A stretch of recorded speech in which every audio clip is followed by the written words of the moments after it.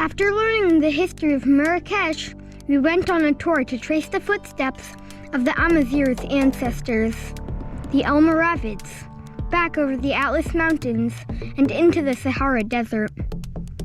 From Marrakesh, we could already see the snow-capped Atlas Mountains, so it wasn't a surprise that within a 2-hour drive, we were already winding our way up the famous Tizi and Tishka Pass, at the top of which we got an amazing panoramic view of the high Atlas Mountains.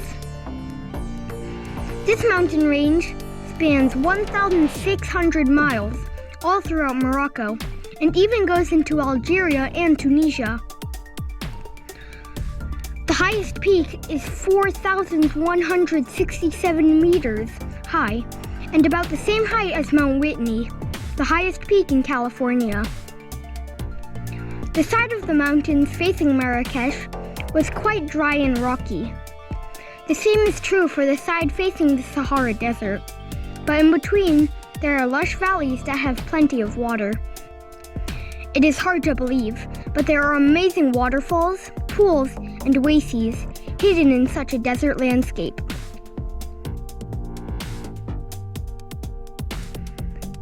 The Amazigh have been living along the trade route through the Atlas Mountains for thousands of years. As resources are limited, they used whatever they could find to build their homes. They developed a unique earth and clay architecture style, and it is best exemplified at the famous Aït Benhaddou village. You are likely to have seen this village in any of the 26 movies or TV series that were shot here, including Gladiator, Game of Thrones, Lawrence of Arabia, and The Mummy. Every villager here is a movie star, including our tour guide, who is an extra in the Game of Thrones.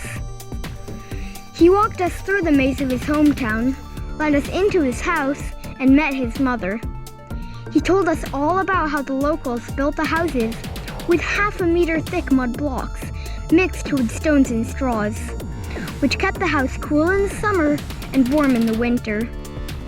The downside is that constant maintenance is required, as the occasional rain damage does occur. From his roof deck, we got a clearer view of the fighting ring being built for the upcoming movie, Gladiator 2. Trade isn't the only thing that the Amazigh are good at. Our next stop showed us that if the conditions are really right, the Amazigh can be excellent farmers and craftsmen as well. After driving for hours through a really arid landscape, we suddenly arrived at the lush, green Todgha Gorge Valley. We couldn't stop being amazed by the irrigated farmland, decorated with beautiful plum blossoms and surrounded by lush palms, often laden with fruit. It is the epitome of oasis. Turns out the Jews and the Amazigh have been farming here side by side for hundreds of years, with distinct living quarters. When Israel declared independence, the Jews left in huge droves, and now the Jewish neighborhood stood largely abandoned. Amazingly, the Amazigh left the Jewish land and houses untouched for decades, as if waiting for a neighbor or friend to return. We were really impressed by the tolerance and respect of the Amazigh. During the less demanding times of the year, farming-wise, the Amazigh tended to their flocks of camels and sheep, and are excellent carpet weavers as well. We got a demonstration of how they do it, from prepping the wool to actually weaving. We were offered a vast variety of carpets to purchase, and my favorite was made from cactus silk, so smooth and cool to the touch. Lastly, we walked from the village to the Todgha Gorge, a rock climber's dream destination. A rushing river springs out from the underground, all water coming from far away, high up in the Atlas Mountains. The place is so picturesque. We were speechless, much like these donkeys.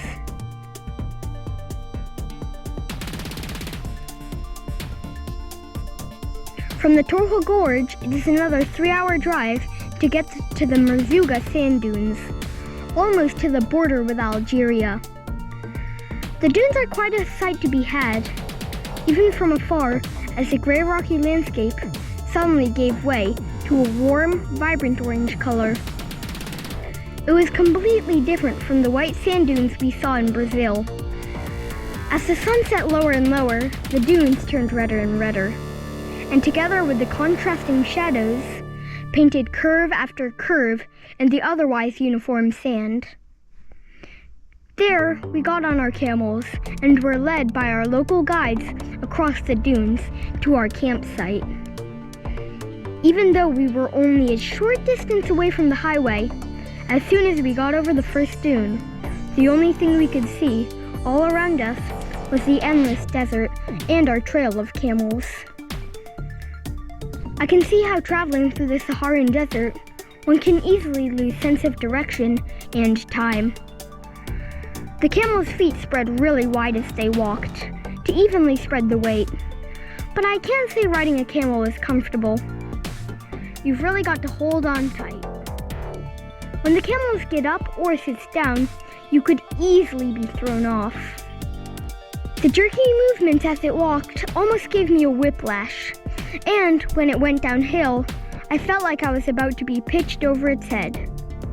Nonetheless, my brother and I fell in love with our camels. I named my 6-year-old camel Axel, while my brother's 12-year-old camel was named Chip. We gave them lots of pets and thanked them for carrying us.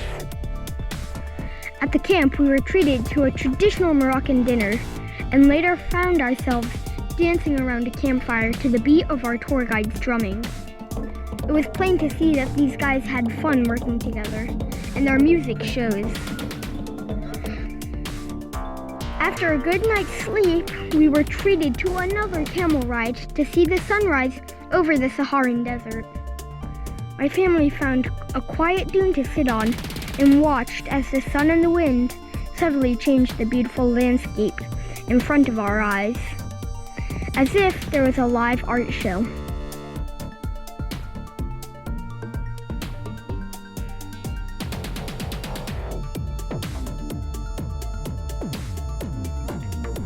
During this 3-day trip, we got to see the mountain and the desert the Amazigh called home. We got to see how well adapted to their environment these people were, and we are most amazed by their tolerant and respectful nature.